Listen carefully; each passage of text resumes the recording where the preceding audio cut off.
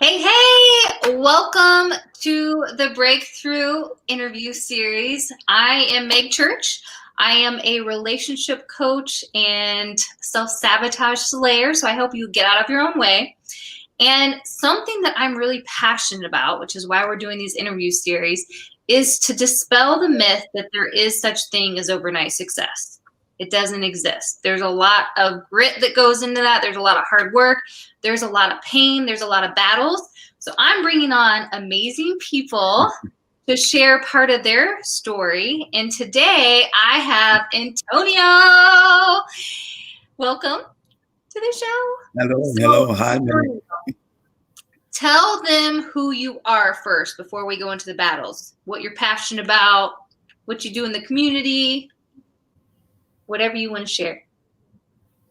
Amazing. My name is Antonio Patton. I do hold currently a job, City Life Far East Side Director, which is an organization, Central Indiana Youth for Christ, that gives me an opportunity to be boots on the ground and going in some of the most uncharted, challenging communities on the Far East Side to deal with the kids that most people don't want to deal with. So I get the joy and the privilege and honor to invade these kids' life, whether it be meet them at a bus stop, meeting them at a youth center, meeting them walking in canvas in my community, walking down the street at a gas station. It doesn't matter. So I get an opportunity and a joy and an honor and a privilege to get to interrupt these kids' lives and build a relationship with them and find out their true identity, find out their real stories, trying to get to the root cause of why they feel like they feel and where they are in life and why do they feel like life has dealt them a bad hand. But I also deal with a lot of lost kings and lost queens. So I don't just stop at the youth, but the youth Far East Side Director is where I spend most of my time. Yeah, I love two of the words that you said. You said interrupt. It's like, bam, I'm coming into your life, and then invade. Those are good words. Thank you. So I thought it'd be fun to even say how we met, which is funny. I was thinking about that this morning. So Antonio and I met. He met Derek and I. Love of my life. At the gym one day on the north side, after I had really cut my thumb, and had to get stitches. So it was definitely God bringing us together at a time where we normally wouldn't be there. And then we connected, and you and Derek started preaching to each other, and it became a family already. And I just think that that's really neat. I think sometimes people think that when you are doing things out in the world that you're going to be alone and you're not going to meet amazing people. And just by being yourself and showing up, you can meet cool people like Antonio. So amazing, Meg, with you saying that, that was just a phenomenal opportunity of just seeing what, like you said, what love does. When love shows up, it's just reckless. It doesn't care. It just platonically invades someone's space. And that's what happened on that day. Two people that was very passionate and love life and love individuals and can't meet a stranger. That's what I found out about you and Derek. There's no strangers in the world to you guys. You guys just show up and you wrap your arms around everybody. And it was so platonic because I'm the same way. And I was like, wow, okay. And that conversation. Exactly. No, I love it. Yeah, you're like we are, where you could talk to the wall and make friends with the wall. And next thing you know, you're going to be BFFs with the wall. But something that we recognized, I know Derek's going to be on here with you and your wifey for lifey at some point, but is just how much you love people and how passionate you are and how energetic you are and how much like you don't see all the struggles in people. You literally see who they are, who God made them to be. And it's such a beautiful thing. And it's amazing to witness you doing it out in the world. And so I think that's the perfect segue go into why some of that's so passionate and deep down in your heart because of some of the battles that you faced. So start sharing some of the battles. Some of these I'm not going to know yet, so I'm going to be listening harder. Yeah. Before I go any further, I just definitely want to acknowledge the love of my life, who is my my wife, Tanisha Yvette Patton, aka my Fox. I'm a father, yes, my Fox. I'm a father of 6, 3 boys, 3 girls, by one woman. That's it. She's been my everything. She is like she is the wind beneath my sails. She's the pulse in my veins and everything. So everything that I get to do it alongside of her. And there's nothing like being able to come home to a queen that holds you down, holds you accountable, and also get a opportunity to have pillow talk with someone that shares you with the world.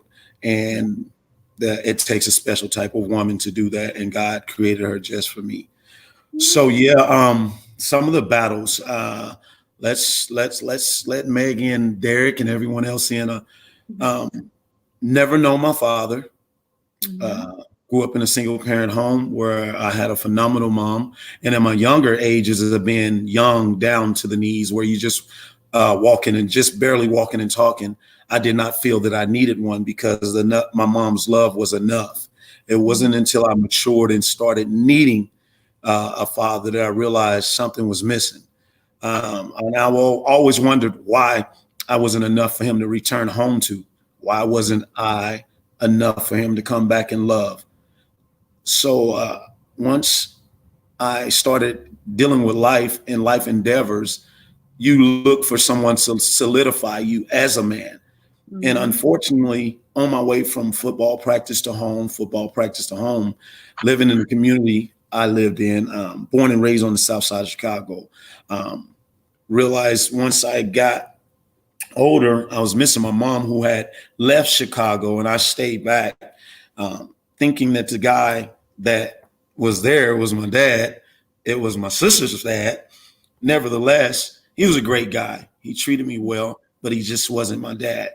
So it reached, once you reach a certain age as a young male and you've never had a dominant male to musk you. And I say musk because I did this research on an elephant, and the male elephant, the most dominant male elephant is the musker of the young male elephants. They did a research. They had moved elephants, and they took all the big male elephants away from this island, and the young males had no males to musk them. And all of a sudden, they were finding rhinos and all these other animals killed, and it was the young male elephants that were killing all these other animals because they had no one to musk them, no one to keep them in line, no one to keep them and hold them accountable. And it was so fascinating to me. And I said, wow, that's what's going on in our world today. There's so many young male men growing up without their kings present, without their father present, to musk them, to tell them, hold on, little dude, you ain't ready for this life. So we jump off this porch, and on my way from football practice to home on the south side of Phoenix, I was interrupted by a group of guys. They were men. I was looking for a man. Nevertheless, my mom's bills were not paid. We didn't have no lights in the house. And a guy interrupted me. They had already gave me a nickname like Shorty, and they was doing their head like this to me. That's the lingo of like, what's up, man? And I was going back and forth. And finally, one dude, he identified something was wrong with me. I said, man, what's going on, man? Why your head down? I said, nothing. I really didn't want to share. I didn't know how to share. I never had a father in my life to show me how to let someone into my world. And he's like, no, man, something's going on. Tell me what's going on, Shorty. I got you. And I told him our lights were off. He said, it's a bill in that house. I want you to go get that bill and bring it back to me. And that's what I did. And he hooked me, Meg. He hooked me with paying my mom's lights. And I didn't know at the time that this dude was a drug dealer and a gangbanger. Nevertheless, he had me hooked, and he was a man. And so I got entangled in a lot of things that I didn't really know anything about. I had seen it, I had heard about it, but I had never entrenched and dealt with those things myself. So, of course, it got me involved into that kind of lifestyle. And I found out that everything, to make a long story short, everything that those guys had taught me and poured into me was false. There were really no real guys that come to court when you get locked up. that really was no real guys that came and put money on your books when you got in a situation and you needed food. The people that showed up were the ones that really loved you. Grandmas, moms, aunties, uncles, and I'm like, wait a minute, y'all, this is not what y'all had told me. Y'all told me y'all had me and y'all would be there for me. I did all these things in the name of honor of the code of the street. And then when I got entangled in stuff that was real bad, you dudes fizzled out. After all this chaos I had did with you, after all the fighting and all the kicking up so-called dust, causing chaos in the community. And then that's when I realized that, that information was false, that they had misguided me, and that dad had never showed back up. So I made a vow to myself and to God. I said, if I ever get an opportunity to have a wife and kids of my own, people always ask me, what did your dad teach you? I said, he taught me a lot. They said, how when he wasn't present? I said, that's just it. The feeling I felt in that window, I vowed to God and everyone and to myself that if I ever had an opportunity to have children, they would never feel what I felt. They would never feel that vacancy, that void, that why wasn't I enough? And they would never wake up in the house without me being present. I love that. Well, you know what? I don't know if you've ever heard this before or not, but someone said how people can inspire you in different ways. They could be your hero or they can be your anti-hero. And by kind of like you said, by his presence not being there, not being what you needed, it's inspired you to never be like that. Doesn't mean he's a terrible person. I'm sure you've had to do a lot of forgiveness and all of that, but you can change the narrative. You can break the cycle. You have broken the cycle and be an amazing father, amazing God-fearing man, amazing husband, and then you're giving out to the community and stuff too. Wow, thanks so much. You tapped in on one of my most amazing words, one that I hold dear to my heart, forgiveness. And forgiveness is a word that's easy to say. Mm-hmm. It's easy to say forgive. Actually learning how to forgive is a process of really being cut. And I didn't realize this, but my mom was a phenomenal woman. She used to always grow plants. And I remember one time she was growing this plant and all these dead leaves were on it. And it's like one little stem with a little green leaf growing. And I said, Mom, throw that plant away. It's dead. She said, oh, no. So she started cutting all the dead limbs off, all these dead leaves. And she said, son, do you know that even though those leaves were dead, they were still pulling nutrition and water from the living limb, that one little leaf. And I said, huh? Because she had a thing. My mom sang them. She played music for her, flowers and everything. Aww. So I'm thinking this flower is done. And I found out that they have life. I didn't know flowers could, literally hear. I'm like, huh? It's like, yes, I play music. And she took that one little stem away from all these dead things. There's a lot of dead things that be attached to us in life. Mm-hmm. But a lot of time people don't want to allow somebody to prune them because it hurts to be cut. So people started cutting me and I didn't know how to respond to that at first, Meg. You try to cut me and I wasn't accustomed to being cut. So you cut me and I would respond. Mm-hmm. You cut me, I respond. And it wasn't until God removed my beautiful mom on the face of this earth away from me. Mm-hmm. God reached down. He said, I've been after you for quite some time. He took my mom, pulled her away, and he cut me. He cut me in a place to where I had no other choice but to look up. First of all, I was upset with him. I'm like, wait a minute, dude. I ain't got no daddy. Mm-hmm. Can you take the only thing that I do have, a mom? It's just not cool to me. I'm really not feeling you up there, big fella. I'm really not feeling how, if you're supposed to be this perfect and righteous and fair God, that you would take the only thing that I have that has allowed me to be. And it wasn't until God came, and in spite of my ignorance and my anger towards him, what do you do when someone just loves you out of your stupidity? That's what God did to me. In my stupidity, Meg, I was going off on him and he said, son, I love you. I loved you enough to where I had to remove something that was precious to you to get your attention. Mm-hmm. And other than that, man, I believed on my mom's dying deathbed. She told God, before you take him, take me. before you take him, let him have an opportunity to know you the way I've known you, to love and feel your power and your presence. And that's what he did for this guy. And that's where the passion came from. And I don't want to miss that plant. My mom took that plant, that one stem, and moved it to a pot. And all of a sudden it became the most beautiful plant in my mother's whole plant collection. This thing grew up about what it was called a macrame. They hung them from the ceilings. Mm-hmm. And that plant grew so big. And my mom told me, I told you, son, the dead leaves were taking strength from the one that was living. So be careful who you have attached to you in life.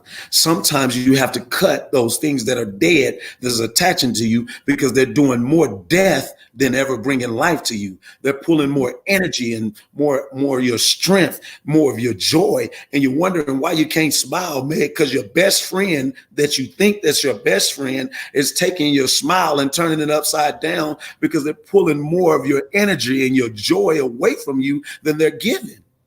Yeah. And so I looked and I said, and it wasn't until God saved me. God said, you remember that plant your mom did? That's what I did for you. I cut all these dead things off you. And once I forgave my dad, and I still haven't met him to this day, God said, son, you were bound up and you were chained up, but you had the key the whole time. I said, God, what was the key? He said, forgiveness. He said, can you imagine being in prison and the keys hanging around your neck to unleash you? And that's what I found out. Once I forgave my dad, I still haven't met him. I'm still researching and trying to find out, just to see if I have any siblings out there, any brothers or sisters, and to let him know that I've forgiven him, and that, you know, I'm okay with it.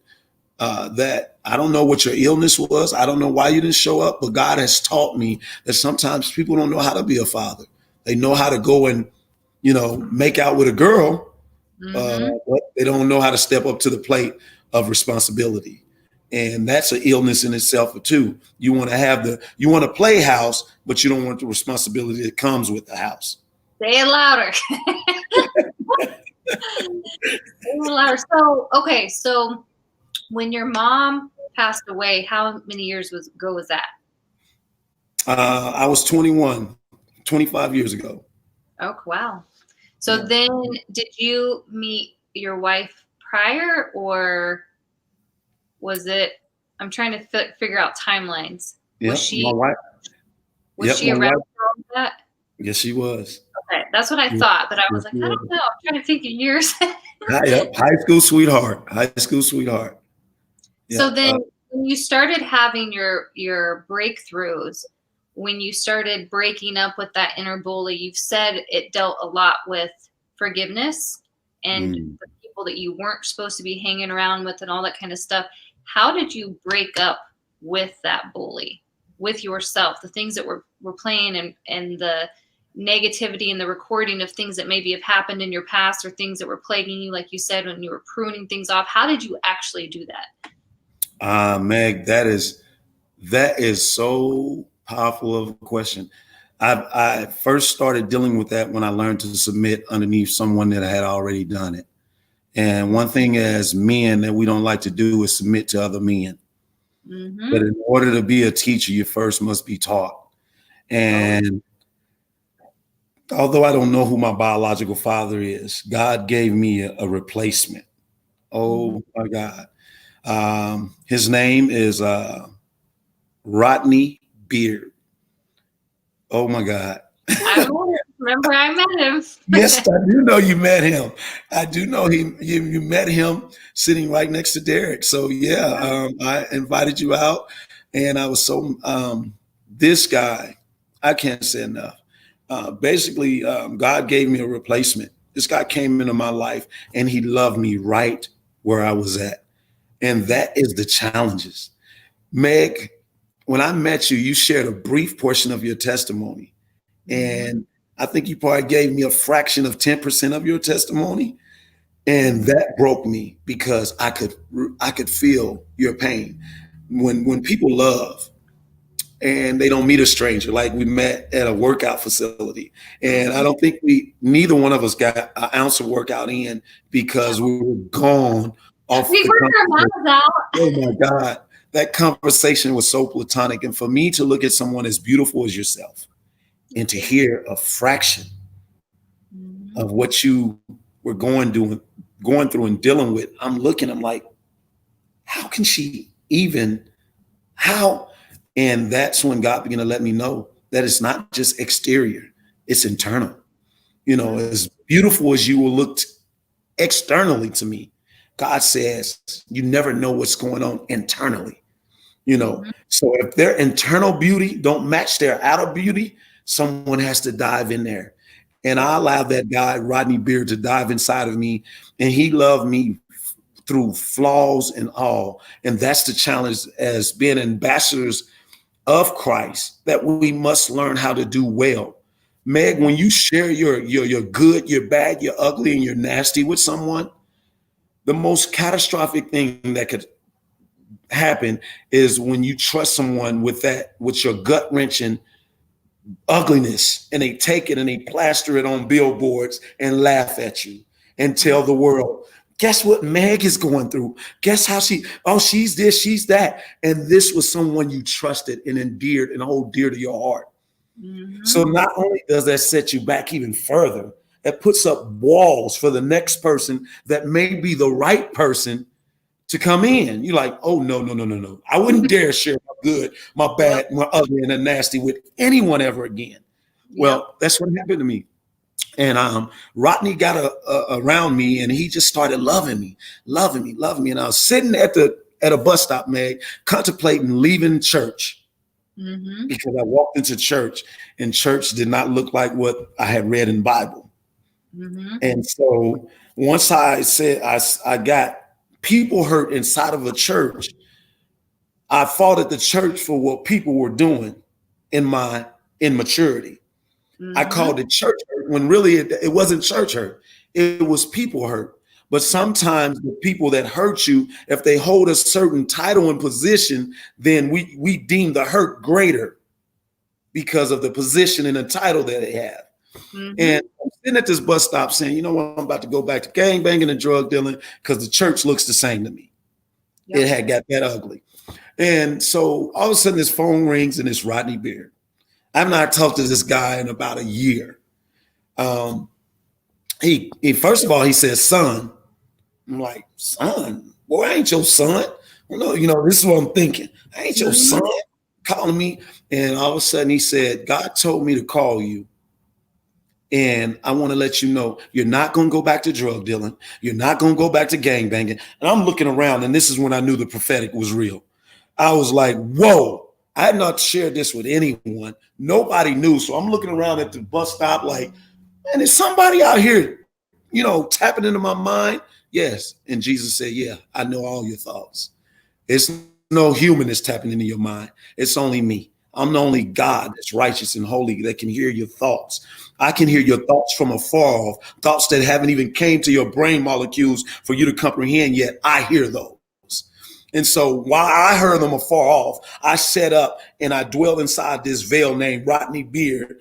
And I spoke to him to wake him up, to call you to, because you were getting ready to commit spiritual suicide. And I was not going to stand by and watch it. And so this guy, man, stepped into my world, Meg, and started loving me, flaws and all, through lying, through being struggling with identity crisis, struggling with knowing who I was, being comfortable in my own skin, knowing my own value, knowing that I was enough, then I didn't have to change who I was. God didn't call me into to his family for me to carbon copy or look like someone else. He called me into his kingdom to be Antonio Patton. Who can beat you being Meg Church? Nobody. The problem is that we go out in our world and we deem what somebody value as success, and we start trying to duplicate and look like someone else, when God said, no, Meg, I can successfully make Meg successful and authentically being Meg Church. I can make you powerful as being Meg Church. Can't nobody beat Meg at being Meg Church. I guarantee you that. And Yep. so he loved me in those places. And that's how I learned how. I submitted under the leadership of another God-fearing man that had been through all the good, the bad, the uglies. And his power didn't come from his perfection. His power came from him sharing his imperfections with me. He shared his good, his bad, his ugly, his nasty. And you're looking at this guy that holds a great title, that prophetically prophesies, that's a pastor and a leader of a church. And then he would tell you, but this is my real story.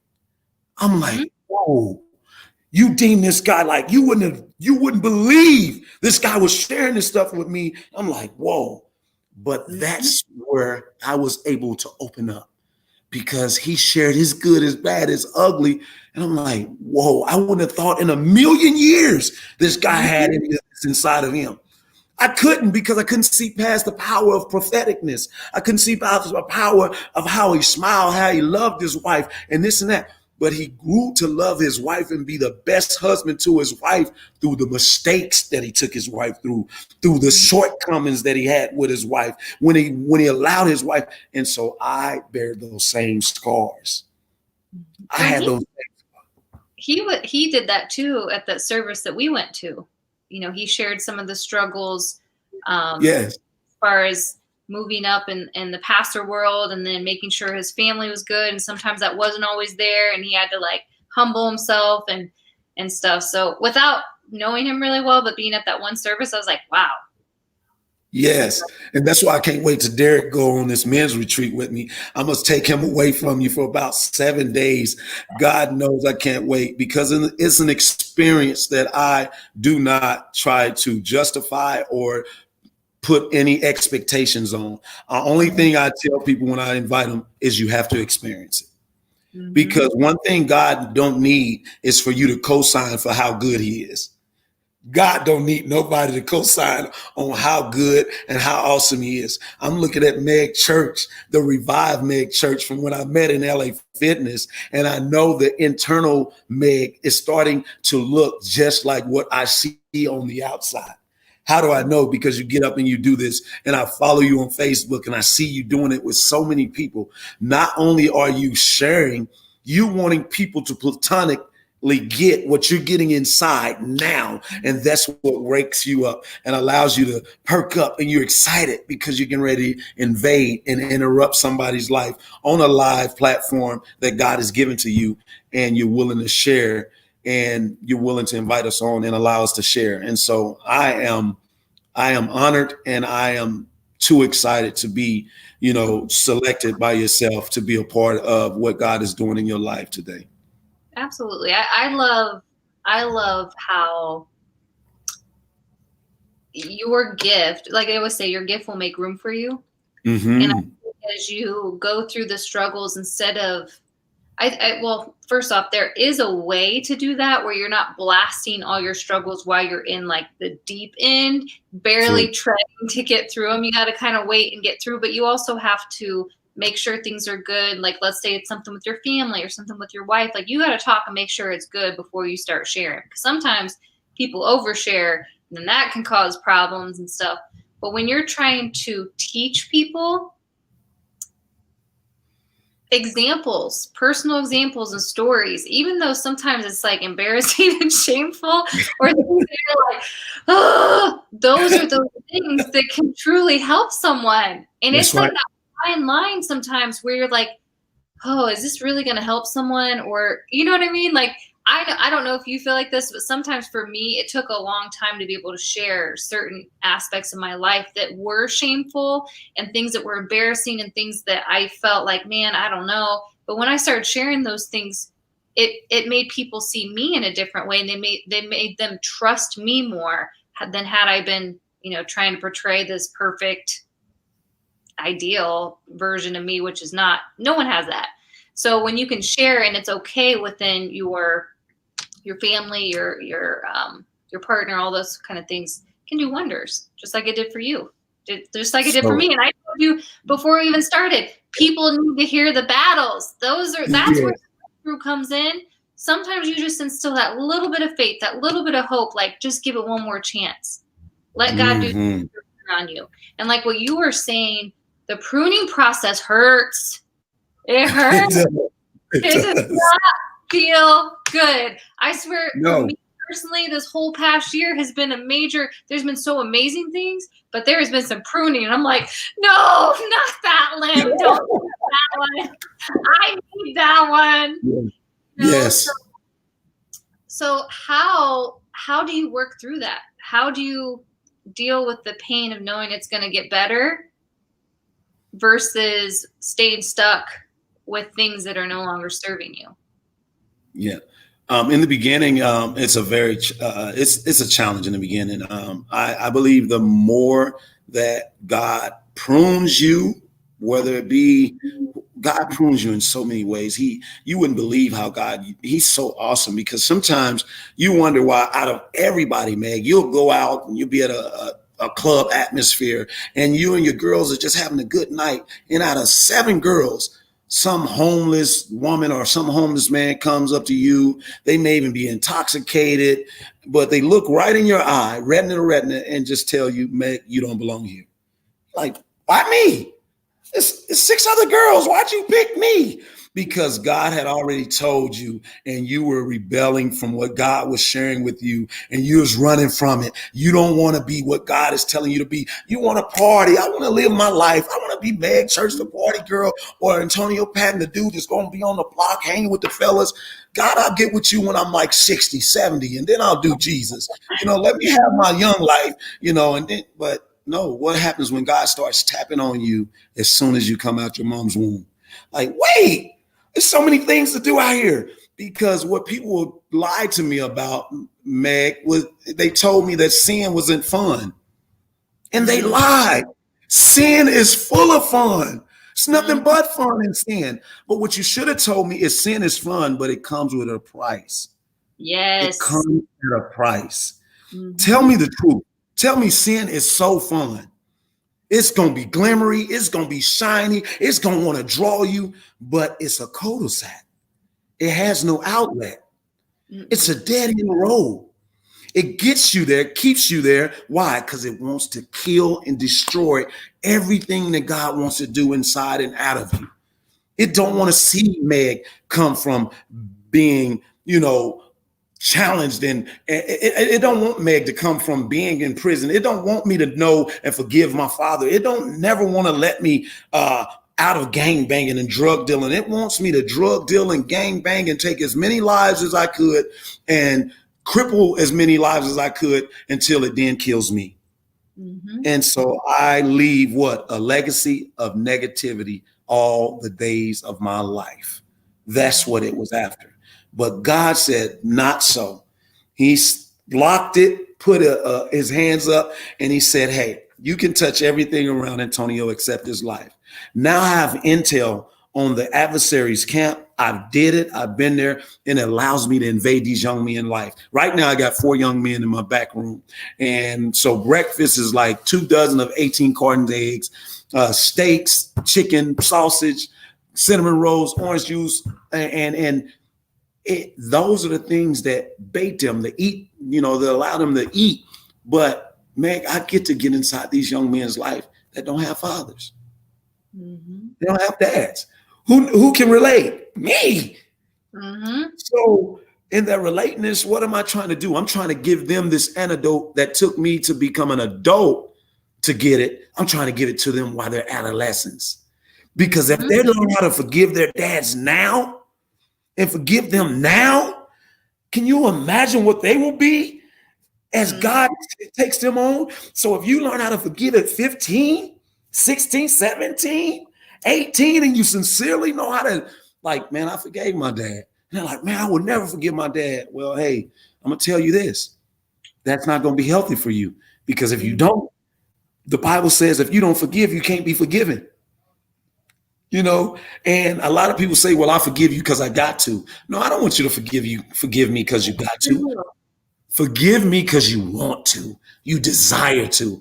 That's where God has done for me. And these young boys, I tell these girls all the time, because I hang out with a host of handsome young men and some beautiful young lady. So when they see me in the mall, and they may see me with 12, 13, 10, 5, however many young men or young women I got with me, I tell both sides. If you see me with a host of young ladies, Leave them alone. They're unfinished product. Don't invade my young ladies' lives. They have not, God has not matured them into young women, and they do not know their value and their worth yet. So please leave my young ladies alone. And I tell the young women the same thing about my young men.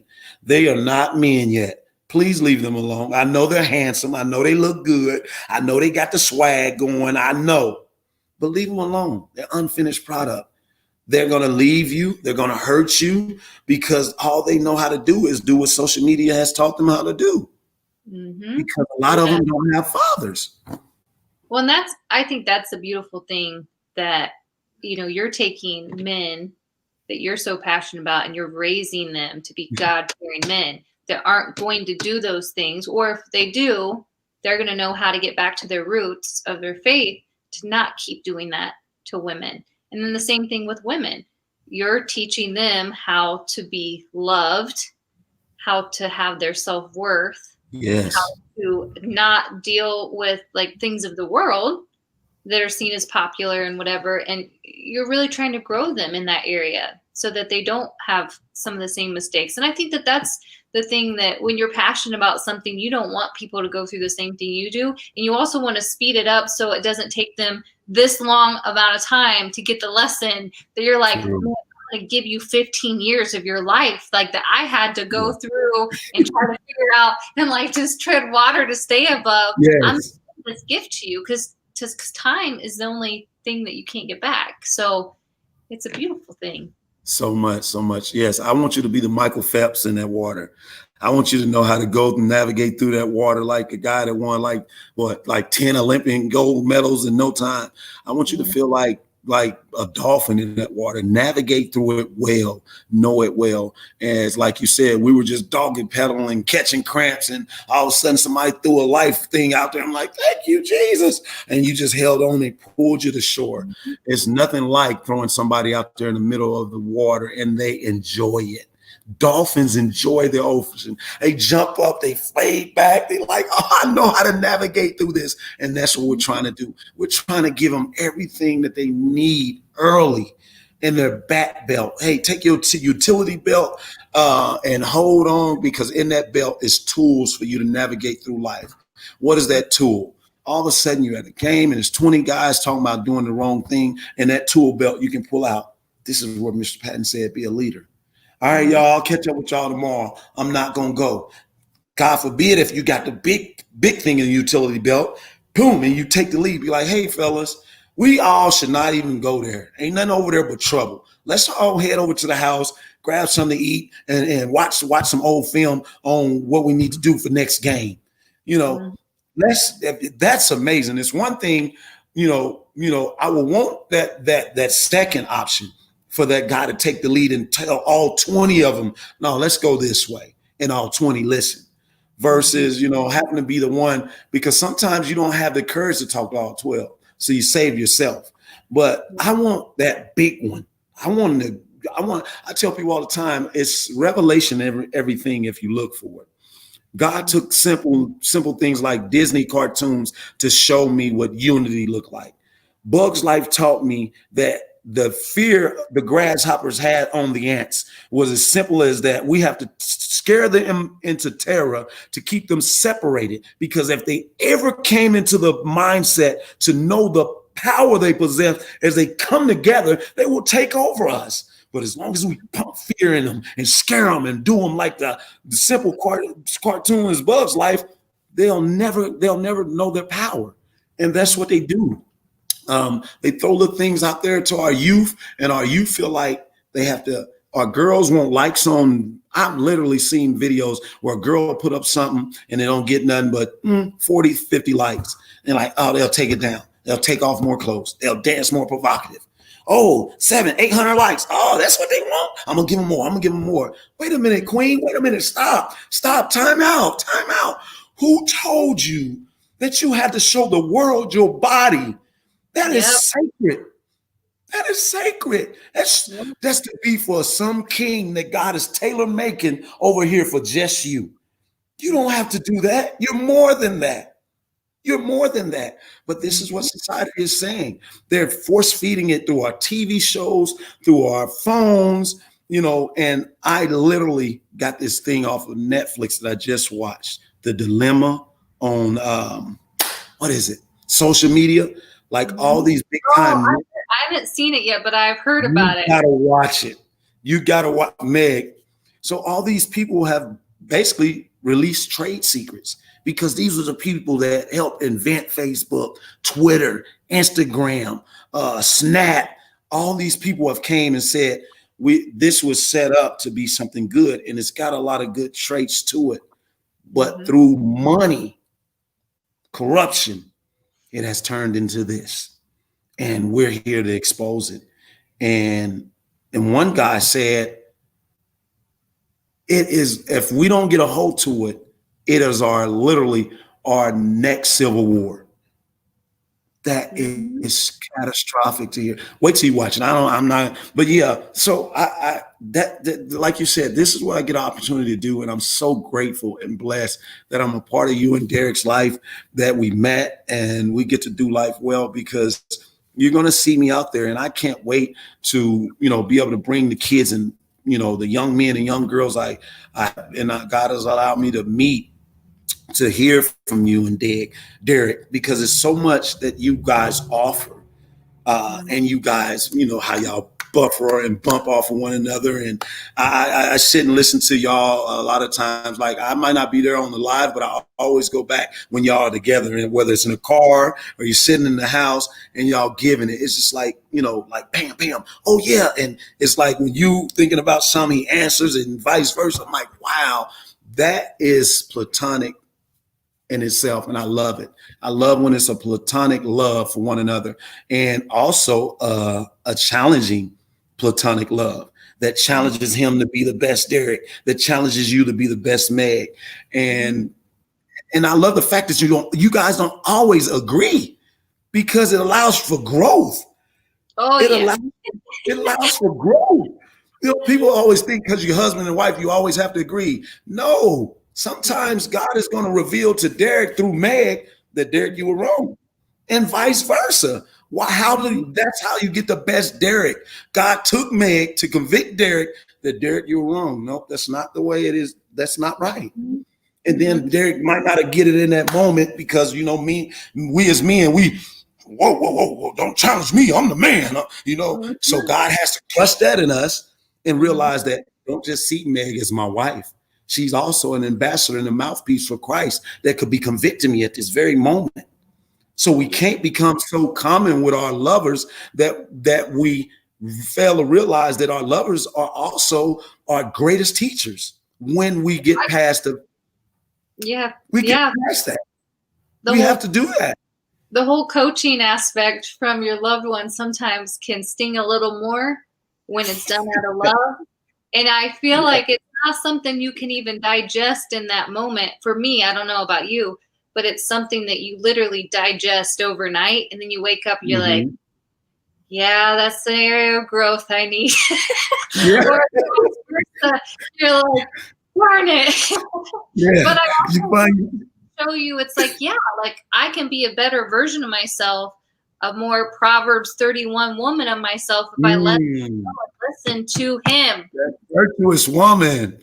But it doesn't always feel good when you're you're having a heated discussion. Right.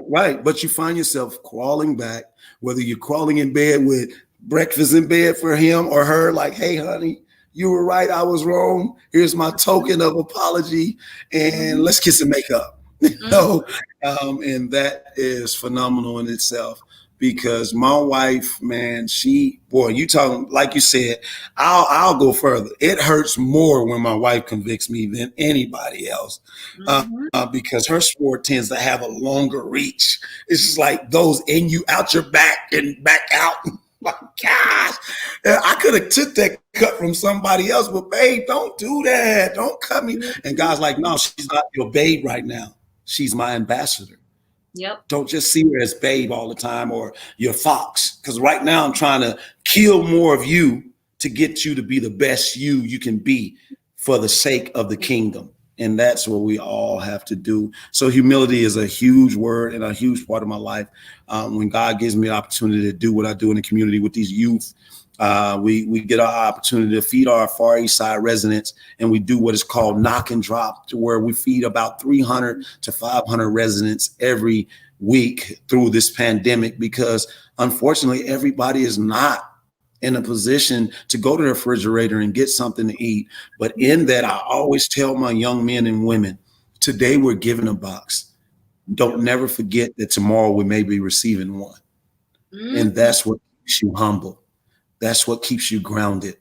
And that's what keeps you doing it. And I love the fact that every time I say, who wants to volunteer, I don't have enough room to take all my youth because they all can't fit in my car. So I have to pick and choose. Who did I take last time? So someone else gets to go this time.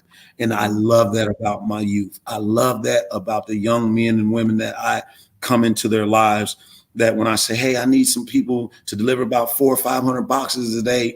And we're not just giving them anything, Meg.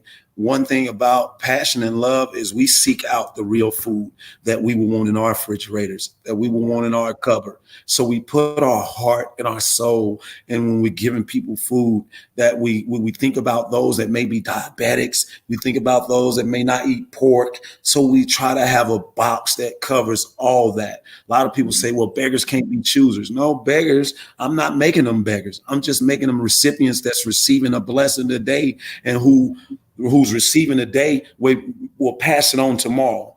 Don't forget that the Bible said, be careful for entertaining someone, because you may be entertaining an angel unaware.